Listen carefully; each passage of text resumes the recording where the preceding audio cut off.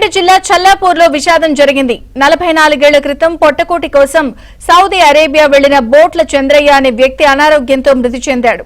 4 దశాబ్దాల్లో అతను ఒక్కసారి కూడా ఇంటికి రాలేదు. వీసా గడువు ముగిసినా అక్కడే ఉండిపోయాడు.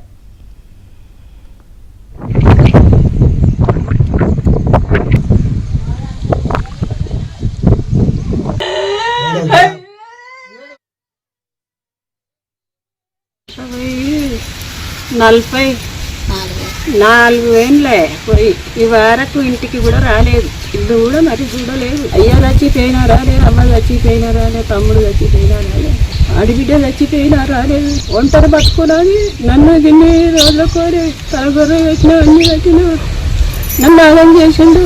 ఒంటరి బతుకు తండ్రి బాంచను పంపింది, తండ్రి దేకు పంపలేదు, అయ్యా బాంచను.